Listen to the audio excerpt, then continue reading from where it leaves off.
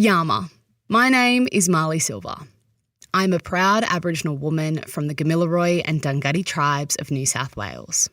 On behalf of the Imperfects podcast, I'd like to acknowledge the Wurundjeri people of the country on which this podcast is created, and in this, honour the ways in which their elders, past and present, have cared for and nurtured their lands and waterways for millennia. I extend this acknowledgement to all Aboriginal and Torres Strait Islander people connected to each of the hundreds of countries that make up the continent of so-called Australia, and any of my brothers and sisters listening to this episode. I pay my respects to our leaders and knowledge keepers past and present.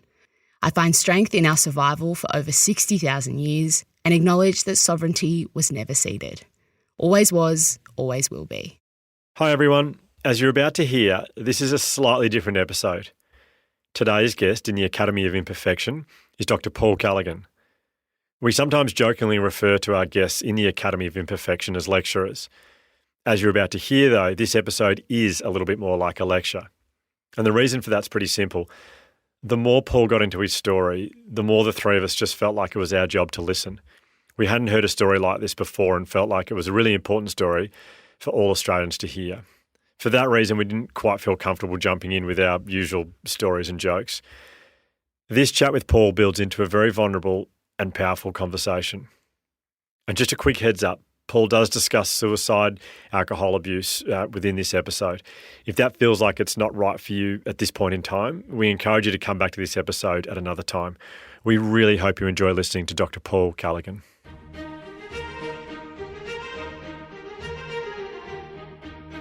Back in the Academy. I love being in the Academy with you two and then whoever our special lecturer is today. And we're pretty stoked about having our guest lecturer in today. I'm halfway through the book that he has co-written, and I'm just so excited to hear more and to sort of delve into some of the topics. I feel like I'm just talking here. I don't know what. Would you like me to do it? Would you like me to read an introduction? Well, you read an introduction. Dr. Paul Callaghan is waiting. So let's read the intro and then we can welcome the man in. Okay. Dr. Paul Callaghan is an Aboriginal man. So formal. Why are we starting so formally? I don't know. I think we're a bit nervous because he's such a bloody impressive man. We want to do this really well. Yeah, that's true. Okay. So let me. You can speak in a minute, Paul. I promise. I feel like we've gone straight. Can we get some order, please? I've got things to do. Yeah, I know. Exactly. Exactly, Paul. I'm sorry, it's Hugh's fault. Bloody debtors. Okay, so let me read your bio and then we'll get stuck into it. Dr. Paul Callaghan is an Aboriginal man belonging to the land of the Wurundjeri people, located on the coast of New South Wales, just north of Newcastle. He's also an author, motivational speaker, storyteller, dancer and consultant in the community and wellbeing space. He's completed a PhD in creative practice and has most recently co-authored a book called The Dreaming Path, Indigenous Thinking to Change Your Life. And that's what we're here primarily to talk to Paul about today. As I said, Paul, you're an incredibly impressive person. Welcome to our podcast. Great to be here. I mean, I told you this before we started recording, Paul, but I'm reading your book and I got recommended your book from a friend of mine, Megan, and she sent it to me and said, you gotta read this book. It's brilliant. And so I started almost immediately and was really like from the opening was just blown away and kind of like was learning stuff immediately and just found it incredibly accessible for someone like me, at least, to be able to like connect with the stuff that you and Paul Gordon are writing about and talking about in the book. And so as soon as I read it, as I tend to do sometimes, especially when I'm reading a book that somehow relates to what we do at the Imperfects, and we're always looking for interesting guests, and so I sent it to Hugh immediately. I was like, Hugh, got to read this book. It's blowing my mind. It's so good. We got to get him on the podcast. And Hugh thought I was joking because I read books on a Kindle more often than not. And so you can't really, on a Kindle, you don't really look at the front cover very much. It's not really a part of the experience, which is a bit of a shame. But I sent it to Hugh and Hugh was like, yeah, well, I have read it. And I was like, oh, great. And he was like, the testimonial on the front cover is by me. I wrote the testimonial. So there's literally a quote from Hugh on the front cover of the book that I sent him. So yeah, obviously he agreed, yes, we should get him on the podcast. I've just got to jump in there. Sure. I just need to kind of do a confessional before we go into the actual podcast, and that is Hugh did the endorsement, and then because his endorsement was so beautiful, I watched him on Q&A, and then I watched him last night on the project, and I really do think the seeds of love are starting to kind of grow within me, and I think I've got a bit of a crush. I think I've got a bit of a crush on Hugh, so that's not to say you haven't got a chance there, Josh. I don't know you yet. Yeah. And certainly from this morning with Ryan, I can see that he could be competition, but at the moment you're in front. I got to say, Paul, if Josh wasn't here, I'd be confident. But I think considering Josh is here, I don't think I've got much of a chance. I can see he's a bit of a dark horse that could just sneak up. Oh, you wait. Let's just see. We've got an hour. We'll see what I can do. That's incredibly kind. Thank you so much, Paul. I'm blushing, first of all, but so with our podcast, we kind of started this because we felt like from the outside, we look at people's lives and we think they've got their life sorted. It's so terrific. And then we don't really know what's going on underneath the surface. And I do feel like just through reading your book and understanding your journey that, I mean, you've had a hell of a journey and you've done so much in your life. I think I'd love to talk to you, I'd love to start talking about your teen years, what it's like as an Indigenous man growing up in Australia. You played footy, heaps of friends, all that kind of stuff. And I think from the outside, you probably look at that and go, "Yep, this guy's flying." He played in a band, all this kind of stuff. I'd love to hear more about your teen years and growing up in your teens and your 20s in Australia. Yeah, happy to share that, because even to this day, the story that I'm about to share is still pretty common for Aboriginal people, but I think more broadly it's pretty common for adolescents and young adults. I don't think life is at all easy, but I'll take a step back and go preteen. And so my days when I was at primary school were wonderful. My mum's Aboriginal, my dad's non-Aboriginal, but every morning Dad was a timber cutter. So he was gone at sunrise. So Mum was only 16, so she'd take me down to the Mish. We lived about a K from the Mish. And I'd spend every day with all my cousins on the mission, and it was just a wonderful life, carefree, running around, not a worry in the world. And I loved school and everything was beautiful. But then when I transitioned into high school, it was a hit between the eyes. I hadn't been exposed. I hadn't been prepared to the difference. So immediately when I went to high school, I was in Year 7 and I was placed in the class for those who were labelled as having learning difficulties, even though in primary school I was in the top of the classes and everything. And it was the first time I really encountered racism. But there was also all sorts of weird stuff. I encountered racism, but also because I was a person that loved study, a bit of a bookworm, it gave me an escape. And so I found that there were teachers that just kind of, not their fault, but they saw me as this shining light that they could pick up and polish off and show off and say, here is the way. We have They didn't mean it this way, but looking back, it was like, yeah, I've got a good one here. I can use this one to show other people the way and be a role model. So I felt that pressure to perform at high school once I was picked and plucked and all that kind of stuff. And what happened was my own Aboriginal peers started to see me as something different, and I started to get comments about being uptown and a Leamington and a coconut, and my own cousins wanted to fight me. And so it's always a tension when I look at it, being an Aboriginal person, about how do you fit into these two worlds, because I love my Aboriginal world and I love how I connect with that. At the same time, to do that, I know causes my non-Aboriginal father to think, why? What about this side of the family? And also in your personal life, you're trying to fit in. And so if you go too much one way, the other side kind of starts to watch you. So if you just sit with your own mob, the Western world kind of starts to paint you as difficult. You start to feel the pressures of acculturation, and I guess there's no better example of this from an outsider's perspective. I've never met Adam Goodes, but just watching what happened to him whilst he fitted into Western culture, he was iconised and idolised. But then when he started to challenge the Western world, he was vilified and hated. And how that man kept on going is beyond me. If we think about the word resilience, he is just the absolute epitome of resilience, I think. And so that happens to all Aboriginal people, because when you go through the school system gives you a false picture of what success looks like, and it is based upon Western value systems. So it's all about you need to excel in class with what really is an alien curriculum that doesn't really try and address mind, body and spirit at all. It basically prepares you for employment. And then you try and excel in your studies, and then, like me, you start to feel like an outsider in both worlds, the Aboriginal world and the white world.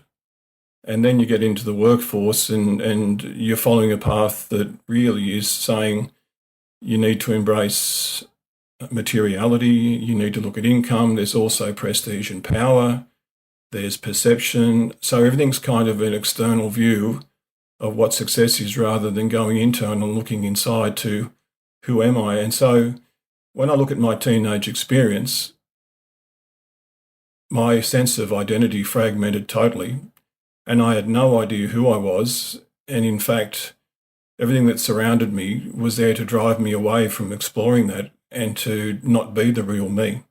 And so my school years was spent trying to fit in. And all I found was exclusion everywhere. I ended up having a group of non-Aboriginal friends, and they were good enough people, but the amount of times I was called a dumb black coon and a nigger. And when I played rugby league, I only did it to fit in and to get on the booze. So the reason I played rugby league was so I could get on the drink at night and feel part of a social group.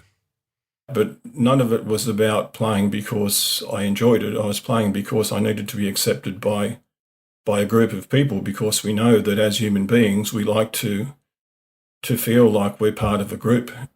As a kid, as a teenager, when you went to high school and you're being called all these names and all you want to do is belong, like that sort of the racism.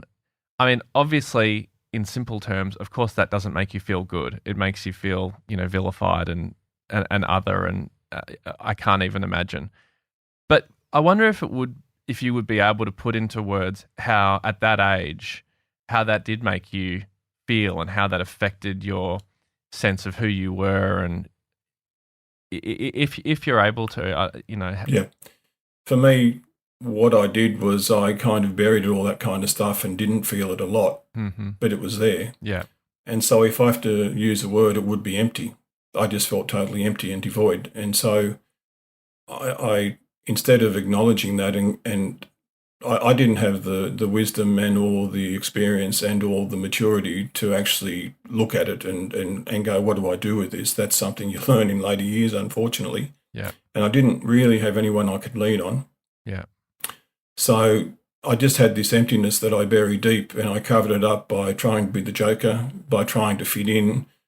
In terms of behaviour, I became a chameleon where I became very adapted. Whatever company I was in, I could read body language and read what was going on and connect pretty quickly with whatever was happening. And so that meant as I got into my 20s and 30s, I became quite good at reading a room and reading individuals and getting on with people and looking like I was on top of the world. But in fact, it was the opposite. And so what I would do is play sport of a weekend, and I wouldn't say I was a binge drinker in terms of 6 a.m, but I'd be the last to finish at a party, and I'd go way over the top. Even when I was married with young kids, I still played golf, played cricket, played football, and would drink far too much because that was my self-medication in terms of coping with the inner pain. And that's what led to my breakdown in my mid-30s, is because I had all this trauma that I hadn't addressed, and it was pretty much the word emptiness, right? Empty.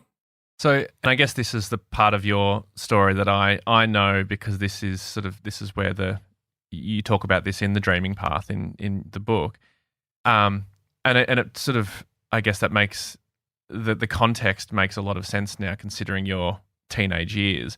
Can you talk a bit about that sort of before you had the breakdown? Like you said, you described that you, by sort of Western standards, I guess, you kind of had a great life. You had it all on paper. You had everything that we all supposedly aspire to have a happy and full life.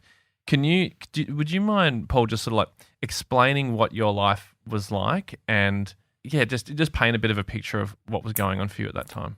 Yeah, to an external observer, and the way I describe it, and to play on the word the dreaming path, before my breakdown in my early 30s, an observer would have seen me as living the dream, and certainly a non-Aboriginal government policy writer would have said, there he is, there's the prototype blackfella.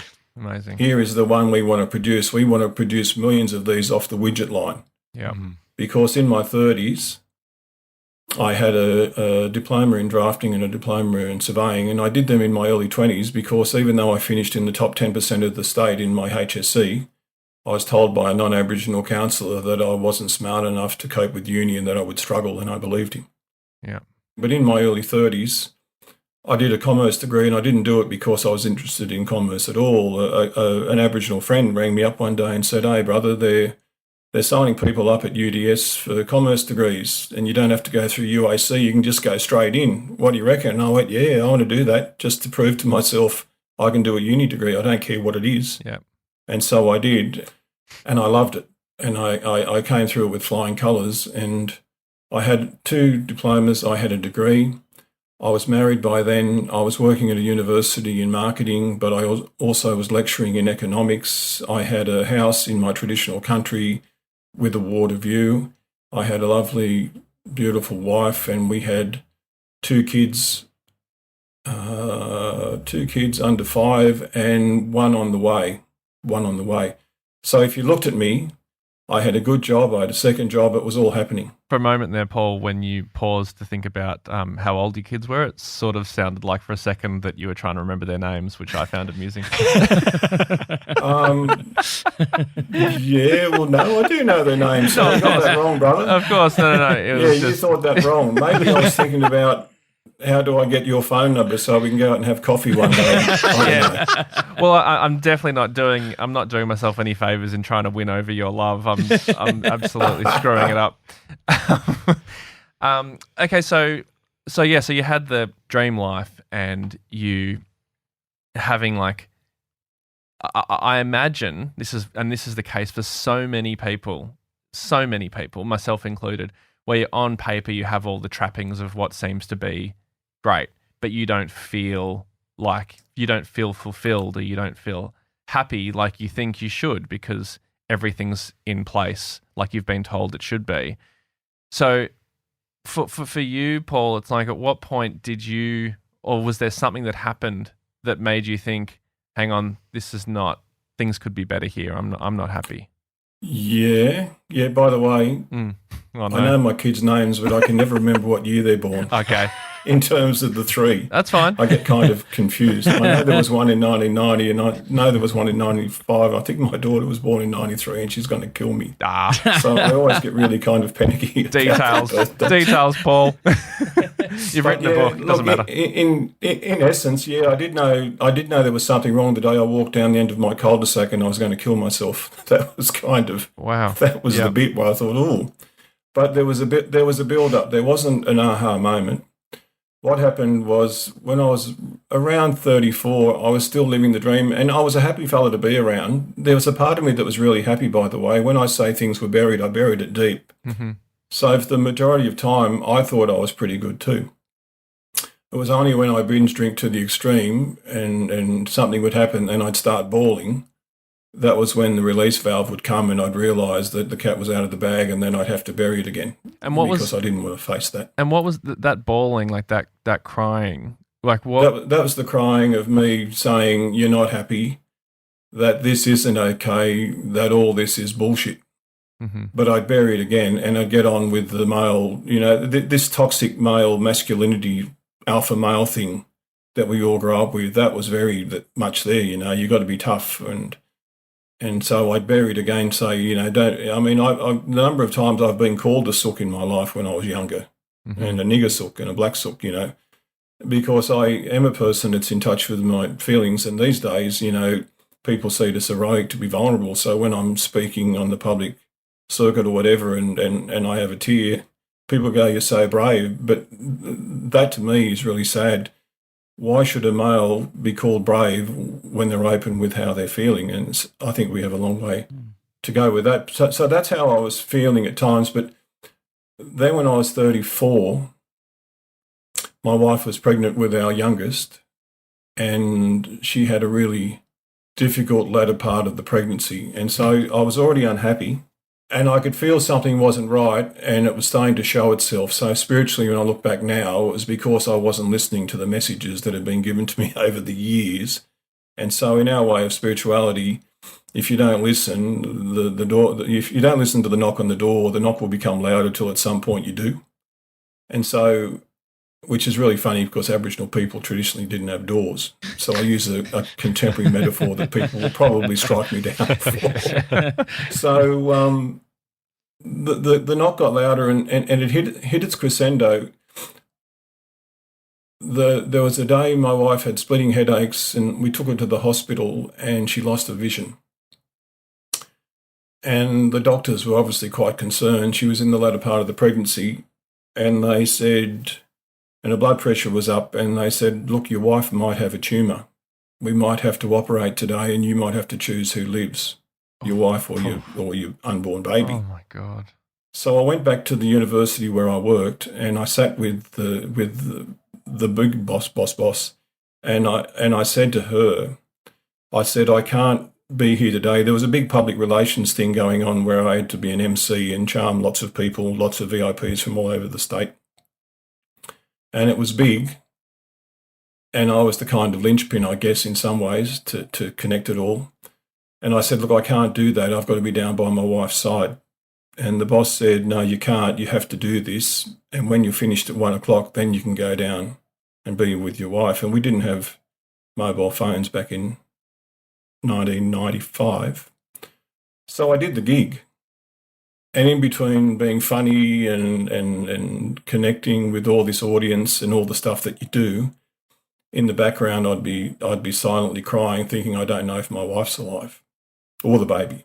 Jesus. And so I got through it and got down to the hospital, and thankfully they did the tests and they said, "No, there's no brain tumour. She's got preeclampsia and high blood pressure and all sorts of things that we can monitor." And so everything was okay.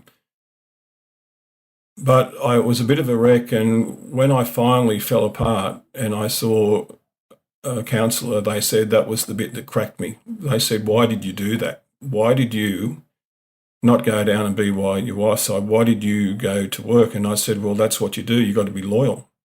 And that's the thing I'd grown up with, that you've always got to be loyal to your employer. And I guess there's also a little bit, when I look back at it racially, is that there's this power imbalance when you grow up black, that dominant culture is all powerful, and if you don't do the right thing, you're going to be punished. So that's why I did it. So after that, when our baby was born, I came home and always being the nurturer and carer, I did bottle feeds at night so my wife could rest because she was unwell, and that tired me out. And so when I look back at it, I tired myself out physically, continued to go to work. And I was trying to protect everyone around me because that's me. I need to be doing the right thing at all times. I'm the eldest son. You're brought up that way as well. You've always got to do what's right. So that wore me down until the day of my 35th birthday. It was the 28th of September 1995. I went and sat on some stairs at a particular building and started to cry. And the crying just wouldn't stop. And then I went home and curled up in a ball on a bed, and I stayed there for 3 months and cried. And I was totally bereft of anything because I knew there was something going on. So I had been seeing a counsellor and I had seen a psychiatrist, and nothing they gave me helped me really. I was on medications and all sorts of things. And the only message I really got consistently from all the different experts was that this can't be cured, because all I wanted was a cure. And quite rightfully now in hindsight, they said this can't be cured and there's no guarantee you'll get better. And there was an inference, or maybe I read it that way, that I would never work again. Mm. So after a couple of months, given that I thought, okay, I'm just an invalid for the rest of my life and I don't want to be an imposter on my wife, who's only young, she's only 30, and I've got 3 young children. And already in my hometown, my dad picked up that there were people laughing at me, saying, oh, Paul Callaghan's lost the plot, he's a Fruit Loop, we don't want to catch it, keep away from him. So I thought, I don't want my kids bullied, so the only answer is to kill myself. So I walked down the end of our cul-de-sac on a particular day, and I thought, this is where I'll do it. I'll just do it quietly, so my wife will be sad for a little while, but she'll find someone she deserves. And my kids will see a photograph, but they won't really remember me, so it's best I'm out of the way. So I didn't want to kill myself to escape my personal pain. I wanted to kill myself to free up those that I loved, because of what I perceived as these messages I'd been given by the mental health system. And as I was about to do it, a random thought came to me, thank goodness, and the random thought said, you can do this, or you can turn your back on the labels that have been placed upon you, and you can prove them all wrong, and you can heal yourself and then use what you learn to help others. And when I did that, I kind of had this weird out-of-body experience where I saw myself as just a bag of bones, really. And what that picture said to me, you can rebuild what you put on these bones based on what you believe in and who you are, rather than what everyone else thinks you should be. So I trudged back up the hill and I said, yeah, I'm going to live, and I'll do my best to show the way for others. And of course, in this book, that's only a very small part of the book, but that's pivotal in terms of why I wrote a book about wellbeing, because from then on, my journey began in terms of, okay, what am I going to do about this, and how do I turn all this around? And basically, that's what the majority of the Dreaming Path is about. It's about what I did to overcome that. I mean, that is just, I mean, an incredible story. And I'm very emotional listening to that. I know. As a dad with nearly 3 kids, about to be 3 kids, and understand. Yeah, I mean, also having read your book now, it just makes so much sense as to why you are so unbelievably qualified to write everything that you've written. Thank you for sharing that. I'm happy to share it. Looking back, my breakdown was the greatest thing that ever happened to me, even though I really wouldn't want anybody to go through it. It gave me the insight and the direction that I needed to actually start walking my own footsteps, which is what the Dreaming Path means in its essence. It's about your footsteps, and it enabled me to be in this place in time right now where I just can't believe how I'm connecting with people like yourselves, and how between all of us we're creating something quite beautiful and powerful that will help so many people. And it's not just me and my journey, it's my ability to connect with people all around me, so it becomes us rather than just one. On that, I mean, it reminds me of, I don't know if you know of Eckhart Tolle. He's like, very, very famous spiritual leader, man, guy. But his story is kind of quite similar to that story you just told then. But the way that he describes it, he was planning to kill himself. He was so depressed.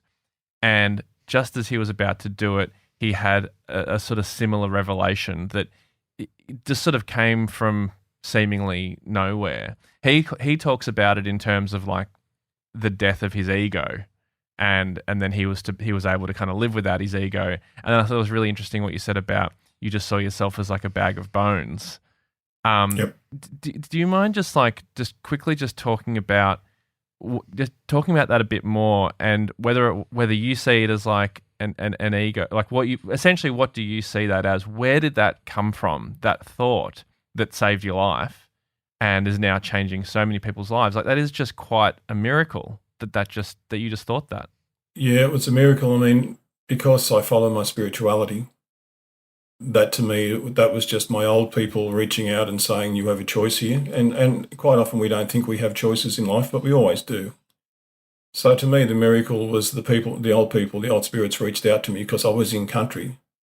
And they said, well, here is an alternative. They never give me ultimatums when they speak to me.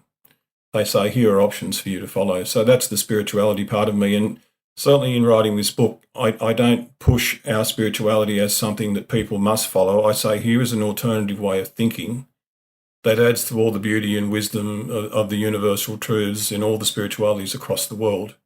But in terms of ego, that's interesting because in our culture, because to jump forward, I was a few years in my healing process and then I got taken bush and then I got exposed to culture, and that's when I was given all these amazing insight stories, tools, ways that did totally change my life and did give me healing. But in all of that, when our old people teach the law and they teach culture, 4 of the values they say you must live by is love, respect, humility, and share. And so the opposite of humility is ego. And I can say that even though I started going bush before 2000, I can say it was only about 2 years ago that I think I finally made inroads into ego. So ego is quite a slippery character. Yeah.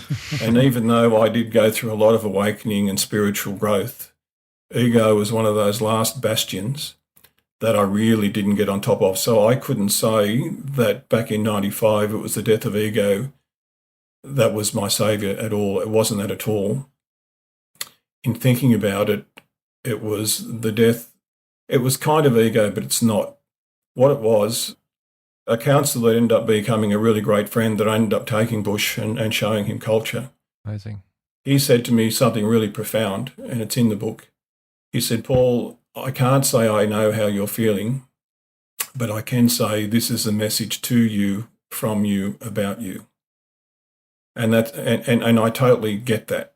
Whenever we get hardship in our life, for me spiritually, it's a message to you, from you, about you. And when I unpacked that a little bit later, once I started to heal, I know what it was about, and that was I was trying to be all things to all people at all times. And that's exhausting, and I couldn't do it. And I depended on externalities to make me feel good about myself. And so in all my learning, that near-death experience, what it was about was me going inside, and it wasn't so much the death of ego, it was to connect with me and truly start to love myself. So I'd come at it from that angle, and that is to go inside and realise how special each one of us is. I mean, in the book I did some research on different bits and pieces, and a statistic that really blew me away was if we toss a coin, the chances of heads or tails is 1 in 2. If we look at lotto, the chance of winning lotto is 1 in 2 with 8 zeros after it. So that's a pretty big number. So you're not going to win lotto. But the chance of being born is 1 in 6 with 100 zeros after it. 1 in 6 that's the chance of being born.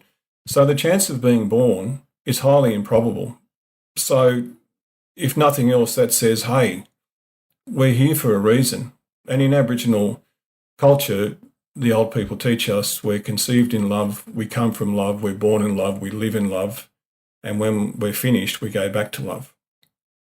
So my whole journey in those early years of healing when I was going bush was to listen to all the wisdom, but also learn to let go of the self-hate that I built up in my teenage years because I never felt I was good enough, and to learn to self-love. So for me, it was about learning to value and respect and love what was inside, and then explore who that was, and then be brave enough and courageous enough to walk those footsteps. And that's what I've done ever since I walked up that hill. I made a promise to myself that I would always respect other people, I would listen to other people's opinions, but I would always do what I thought was right in terms of my footsteps. And I've always done that since. And that means that I'm pretty fearless these days. It means I make some cock-ups occasionally, but those cock-ups aren't bad because when I make a mistake, I know that I can learn from that, and that will help me in the future as well. I'm finding everything you're saying incredibly moving, Paul. I obviously never experienced the trauma or I guess, disconnection and emptiness that you described in your teen years. But for whatever reason, during my 20s, I felt very similarly to some of the things you've described. I drank a lot, and I would often find myself late at night after drinking a lot in tears, with no solution really in sight and feeling very low. But no one would have known in my life. I think my partner knew, and that was basically it. And you wouldn't be able to tell in an everyday life, because I was very much a people pleaser, and I was pretty good at partying, so to speak. So I could have a good time. I could really fit in, and for a lot of the time, 80% of the time, I was having a great time. But when you hit that 10 or 20%, that when you've drunk too much and those demons, for want of a better word, come out, or that feeling of emptiness rears its head. And it did, and I've talked about this a bit recently on the podcast about having a panic attack and not doing too well in my mid-20s. There was a path laid out for me that I could go to. I went to a psychologist, and I'm a Westerner, I'm a white guy who had a white path set in front of me of things I could do. And over the course of 10 years, 15 years maybe, of working through things, I feel like I'm in a pretty good place. But I'm fascinated for yourself that white path was never going to, as your counsellor said, was not going to cure you. How did you find the path? I mean, everything looks obvious in hindsight, but at the time you must have been quite lost. And how did you find this path that you found yourself on? Yeah, a couple of years after my breakdown, I'd got a job in TAFE, and when I was interviewed, there were several jobs, and I actually was hoping to get the receptionist job because my confidence was gone. When I talk about my dark days, it wasn't just that suicidal thought. I became agoraphobic. I became consumed with anxiety. I had panic attacks. I couldn't leave the house. I couldn't talk on the phone. I couldn't drive the car. I had a real fear over sharp knives, the really weird stuff that weirded me out. In TAFE, I still had anxiety attacks. I ended up getting a job as a manager, go figure. So I was pretty good at bluffing, and in that job as a manager of an Aboriginal unit, I bluffed every day and pretended I was on top of things, and I wasn't. But in that role as the boss of the Aboriginal unit, one of the students said to me, "Oh, look, some of the old fellas have been watching you. They want to know if you want to go bush." And I went, "What?" And they said, "Do you want to go bush and learn about your culture?" And I said, "Well, there's nothing on the East Coast. It's all dead." And they said, "No, it's not dead. It just had to go into hiding for a number of reasons. But it's around, and the old fellas want to know if you want to learn." And I went, "Hell yeah." And so the first night I went, and I talk about it in the introduction of the book, I talk about the experience on this site and what happened and how I felt. And I went in with a degree of care and due diligence to see what it was about, but it was the most beautiful gift, and it kept on giving, and I embraced all the different things to the point that I started to incorporate what I learned not only into my life but into my workplace. And I couldn't believe it. TAFE kept on giving me promotions. So I ended up going from an Aboriginal manager to the head of Access and Equity and Diversity. Then I became the equivalent of a Dean of Business and Computing Mainstream. Then I became the only Aboriginal person ever to be a CEO of a TAFE. I was the CEO of TAFE New England, where I had a $65 million budget. I had 23,000 students, I had 10 campuses, I had 1,200 staff, and we were voted or awarded Best Institute in New South Wales in my third year, and we were voted top 3 in Australia.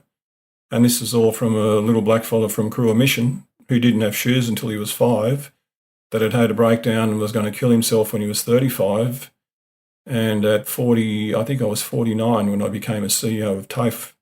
So it was validation of all the stuff that I was given out bush can be used in all sorts of places.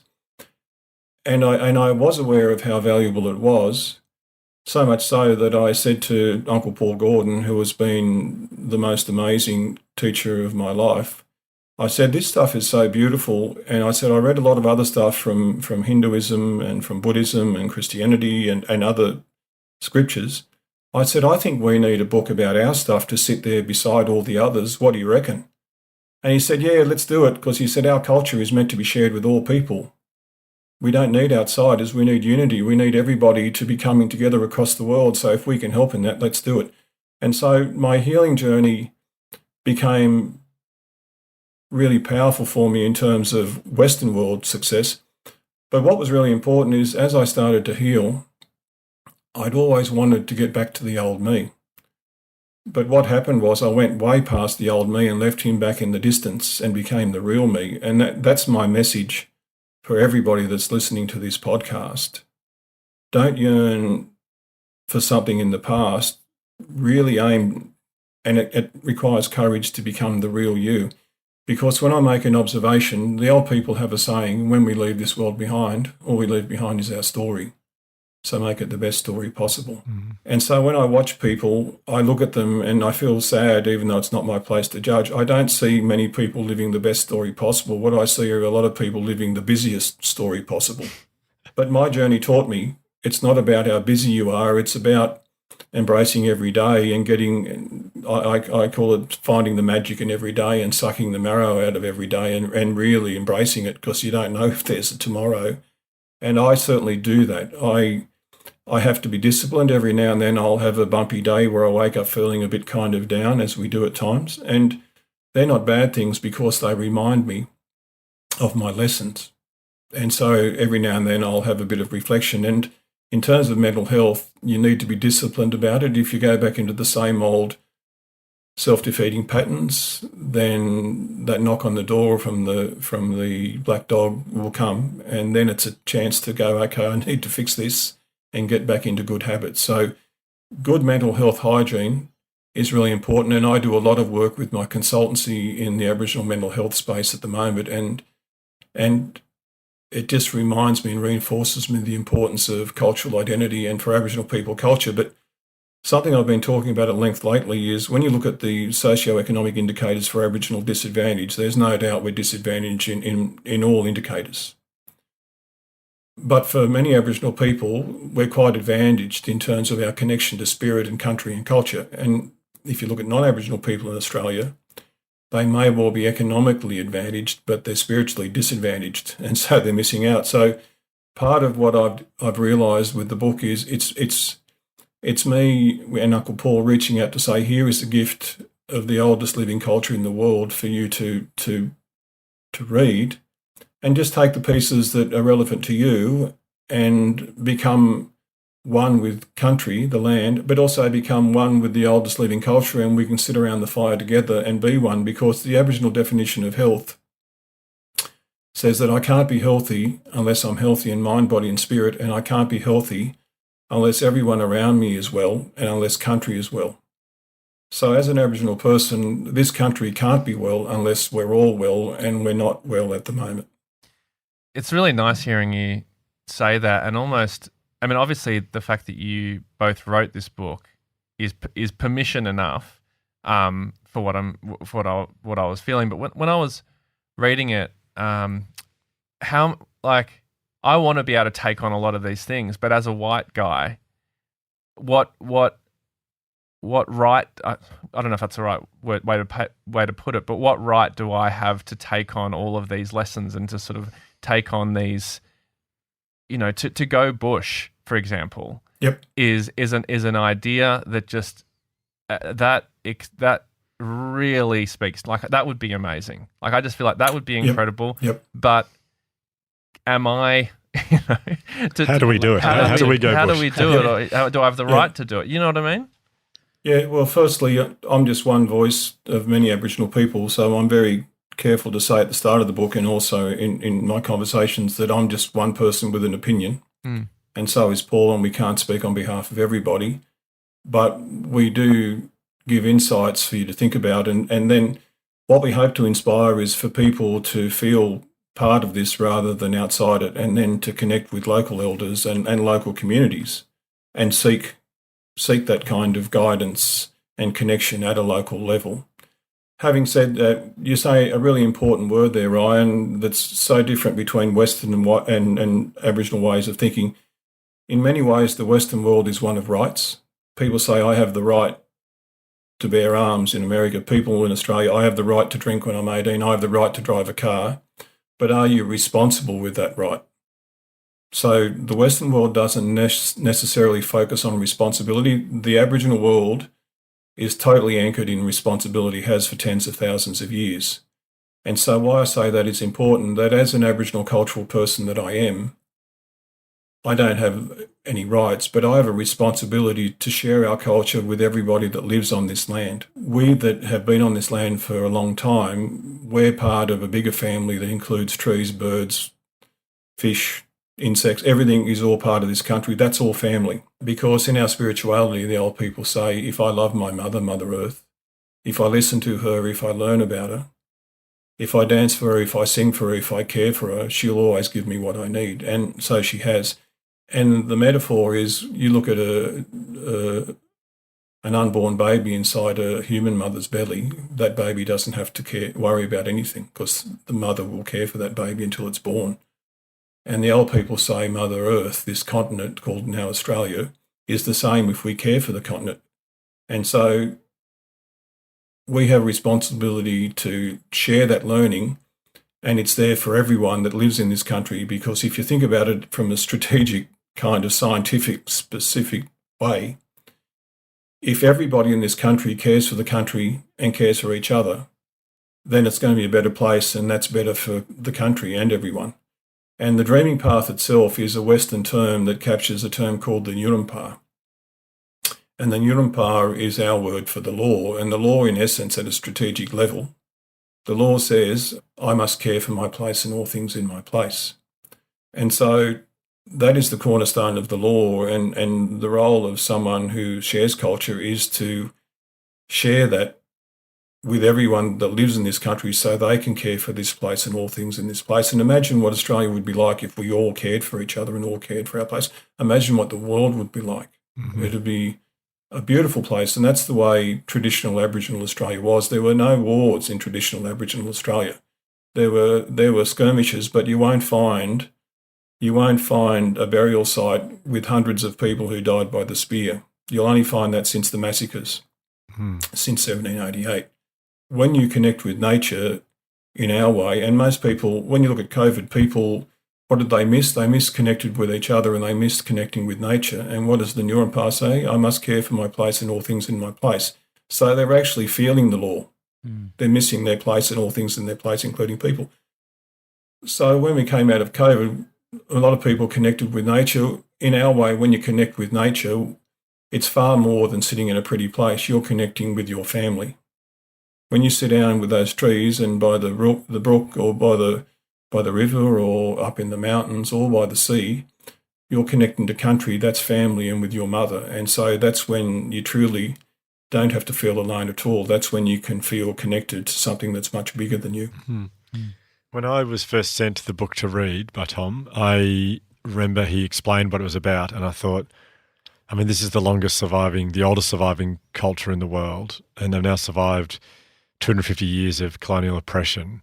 Gosh, it makes a lot of sense that we're learning about a lot of things, but especially well-being. That was my initial thought, and then when I read the book, I thought, and the comment I had was on the book was everyone needs to read this, but I thought, no, but that's such a cliche that everyone actually needs to read this book. And I reflected on how much we understand about, Aboriginal history through school, and it was zero. There was nothing. I think I did a project on Aborigines in grade 4, and that would have been, knowing I was like in grade 4, like everyone is, I would have copied a few lines out of the one book in the library that we had. Yet I learned about the Russian Revolution in Year 12. I did the French Revolution in Year 11. But there's nothing on it. And I had this thought when I was reading it that I really feel like this should be Year 12 text for every child in Australia. Every Year 12 should read it. It actually should be part of it. Maybe it's I don't know, like maybe in the holidays before Year 12 starts, everyone should read this, because I think it's such a stunning. It brings together so much of I'm just hearing you speak today about so much of what Aboriginal people do that we don't do, that we should be doing. I think it should be compulsory reading. But that's not a question. That's just it's just a long endorsement of your book. But my question is, which is pretty unrelated to what I just said. Bloody good endorsement though. Can Ryan, Josh, and I go bush? Like how would we go bush? What would we do? Could we go with you? How long would we be going bush for? Does that make sense? Yeah, well, yeah, you can certainly come bush with me. Like, to start with, because I've got a crush on Hugh, you're always kind of in the front seat.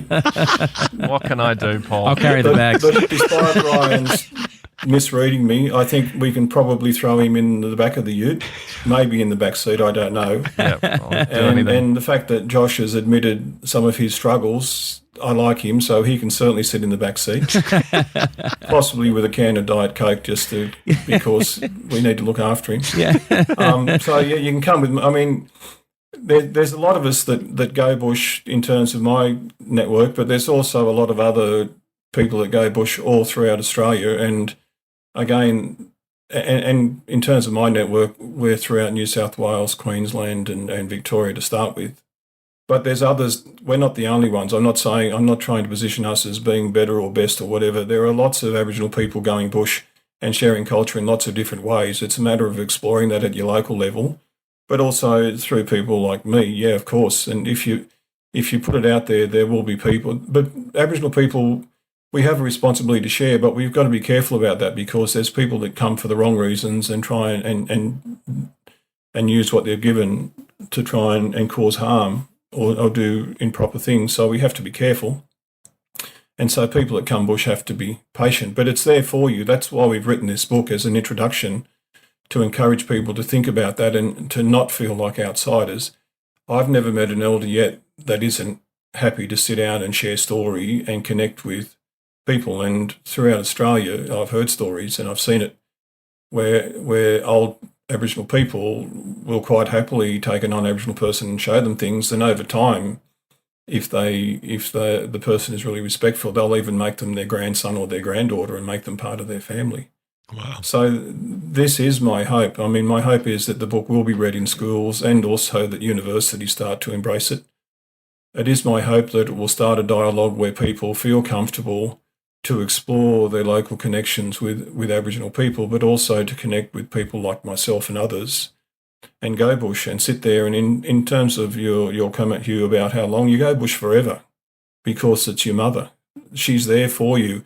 In terms of mental health, bush is something that should be part of your weekly construct. I mean, what do people do because their lives are so consumed with busyness? They wait for a long weekend and they all pack up their tents and run off and kind of, instead of embracing bush, they stampede the bush, which isn't the way to go.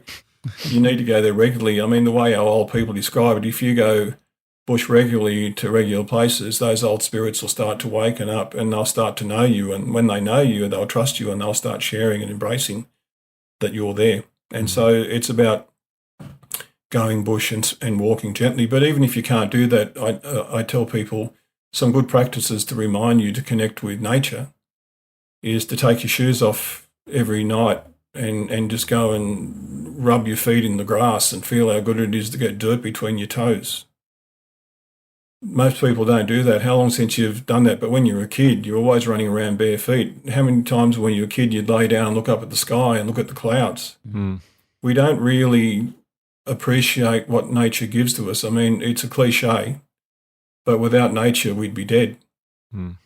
But we kind of take it for granted, and that's not the Aboriginal way. The Aboriginal way is to always live with gratitude for what nature gives us. It's all around us and it's there, and it's to be embraced, and it's there as a gift for us. And it gives us good mental health, and it gives us gratitude, and it gives us peace of mind, and it gives us a way of contentment. And that's not to throw away the Western world. I'm very clear about it in the book. The Western world, we have to pay bills, we have to work, we have to do things to navigate our responsibilities.